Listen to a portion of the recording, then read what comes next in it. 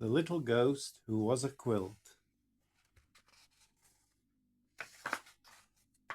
Once there was a little ghost who was a quilt. He didn't know why he was a quilt. His mum and dad and all his friends were sheets. They were light as air. They flew high and fast and twirled and whirled in the sky. They could even ride on a gust of wind and then whoosh back to the ground like they were going down an invisible slide.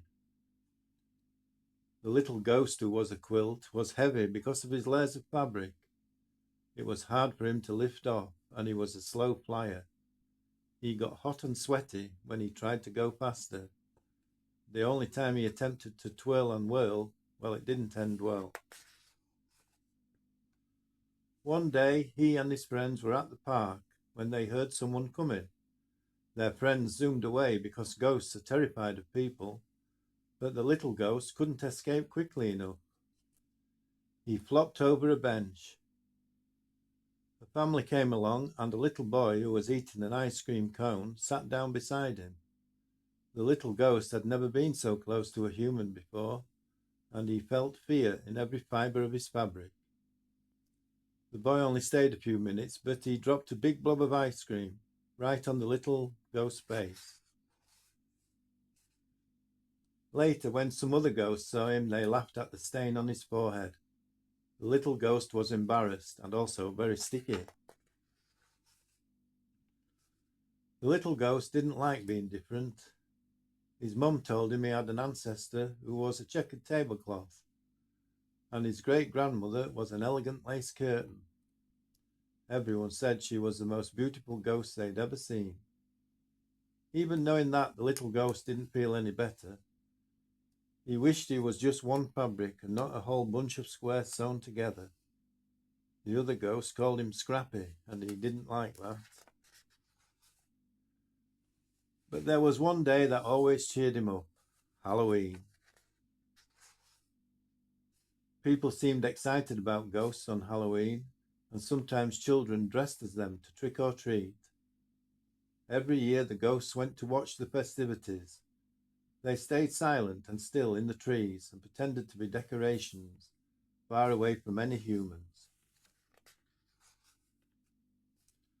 Too heavy to hover, the little ghost who was a quilt usually draped himself over a clothesline. He never had a very good view. This year he had a better plan. He remembered how close he had been to the boy at the park, so he decided he would be brave and pulled himself over a chair on a porch, right in the centre of the action. Halloween night came, and the little ghost flew as fast as he could. But he was only halfway across a lawn when he heard people coming. At the last possible second, he flopped over the porch rail. A mum walked up the driveway with a little girl dressed as a ballerina.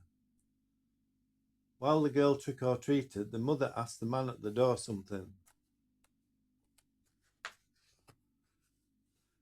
The next thing the little ghost knew, the mum had picked him up. He was so scared he thought his seams might come unstitched. The mum wrapped the little ghost around the girl and put them both on a wagon. The girl had been cold, and now the little ghost was keeping her warm. He could hardly believe what was happening. They headed down the street past his friends in their tree. "No, don't go," one whispered. "What are you doing?" The little ghost decided to fly away as soon as the girl got out of the wagon to trick or treat again. But the mum didn't turn into the next yard, or the one after that. By the time she finally walked up to a house, the little ghost was panicking. How would he get away? The mother parked the wagon and carried the girl and the little ghost into the house. The little ghost didn't know what to do. He reminded himself to stay calm and be brave. The little ghost peeked around the room. There were Halloween decorations everywhere. He even saw a branch trimmed with lollipop ghosts. It looked like his friends in the tree. The girl took the little ghost who was a quilt under her legs as she sorted her candy into piles.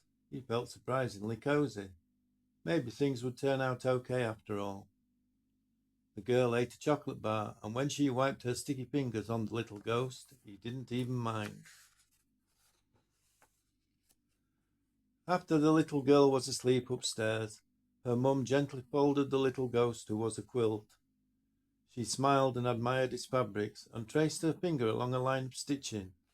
It tickled. She set the little ghost on the couch and went upstairs too. When she was gone, he flew into the fireplace and out the chimney.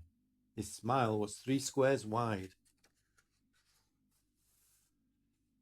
The little ghost's friends cheered and rushed over to him. They were amazed by his courage and wanted to hear every detail of his adventure. They flew slowly along with him all the way home. The little ghost was so happy that he felt like he was floating without even trying. Everything that had happened was because he was a little bit different. Everything had happened because he was a quilt.